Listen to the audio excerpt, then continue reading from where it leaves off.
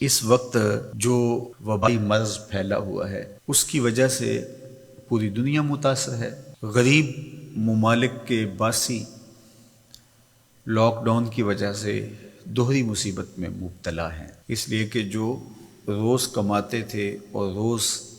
اپنے بچوں کا پیٹ پالتے تھے، تو جب وہ ذرائع رزق بند ہوئے تو ان پر یہ مصیبت بھی آن پڑی۔ ہمارے مالک نے ہمیں حکم دیتے ہوئے ارشاد فرمایا وَفِي أَمْوَالِهِمْ حَقٌّ لِلسَّائِلِ وَالْمَحْرُومِ،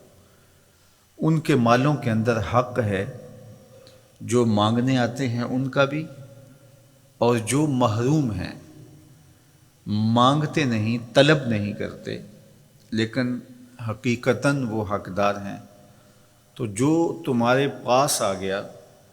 جہاں تم نے تقسیم شروع کی وہاں پہنچ گیا، تو تم یہ سمجھے کہ میں نے اپنا فرض پورا کر دیا۔ کہا نہیں، تمہیں ان لوگوں تک بھی پہنچنا پڑے گا، عزت نفس جن کو ہاتھ پھیلانے سے روکتی ہے، اور وہ نہ روڈ پہ آ سکتے ہیں اور نہ آپ کی دہلیز پہ آ سکتے ہیں، تو آپ ایسے لوگوں کو تلاش کر کے ان کی مدد، نصرت اور اعانت کیجیے۔ تو یہ موقع ہے ایسے لوگوں تک پہنچنے کا۔ ابتداً جب یہ مرض پھیلا تو لگ یہ رہا تھا کہ 1-2 ہفتوں کے بعد حالات معمول پہ آ جائیں گے۔ 1 مہینے سے زیادہ عرصہ بیت رہا ہے اور ابھی تک حالات جوں کے توں ہیں۔ مجبوراً کچھ شعبہ جات کو کھولنا پڑا اور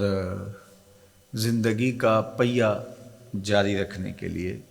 کچھ فیصلے لینے پڑے، لیکن حزم و احتیاط کے ساتھ، احتیاطی تدابیر کے ساتھ ہم سب کو آگے بڑھنا چاہیے۔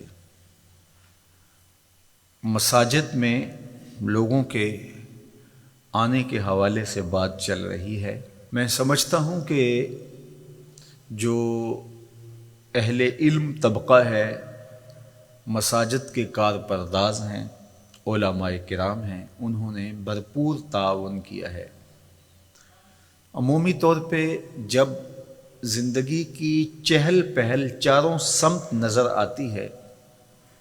اور سارا زور مسجد پہ ہی ہوتا ہے کہ یہاں اگر 5 بندے جمع ہو گئے تو کوئی حادثہ ہو جائے گا، جبکہ مسجد کے ساتھ ایک بینک پر لمبی قطاریں لگی ہوئی ہیں اور دوسری جانب لنگر بانٹا جا رہا ہے اور وہاں 1000 آدمی جمع ہے، حکومتی امداد تقسیم کی جا رہی ہے تو وہاں ہزاروں لوگ جمع ہیں۔ ان سب کے بیچوں بیچ ایک مسجد پڑتی ہے، تو سارا زور جب اس پہ ہوتا ہے کہ یہاں اگر لوگ پہنچے تو بہت زیادہ خطرہ ہے، تو پھر لامحالہ طور پہ جذبات برانگیختہ ہوتے ہیں۔ اس لیے حکمت کے ساتھ، دانائی کے ساتھ حکومت کے کارپردازوں کو یہ مسئلہ حل کرنا چاہیے، اور علماء کرام بھی جس طرح سے تعاون کیا اور آئندہ بھی وہ تعاون کرنے کے لیے تیار ہیں،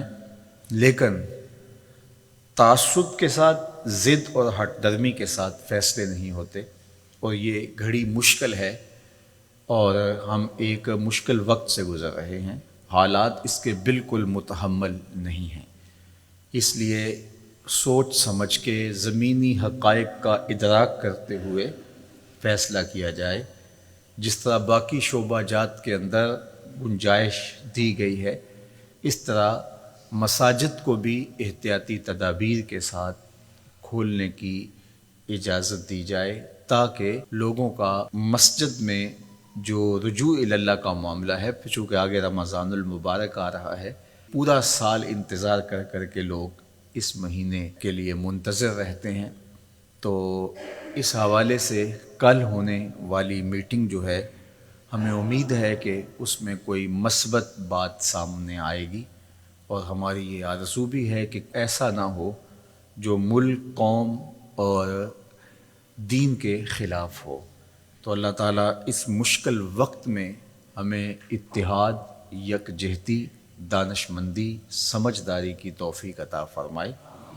اور اللہ کے پاکیزہ گھر آباد رہیں، نمازیوں کے ساتھ، سجدوں کے ساتھ، دعاؤں کے ساتھ، تلاوت کلام مجید کے ساتھ، اور اپنی خاص کرم نوازیاں فرماتے ہوئے اللہ اس بیماری کو بہت جلد دور فرما دے۔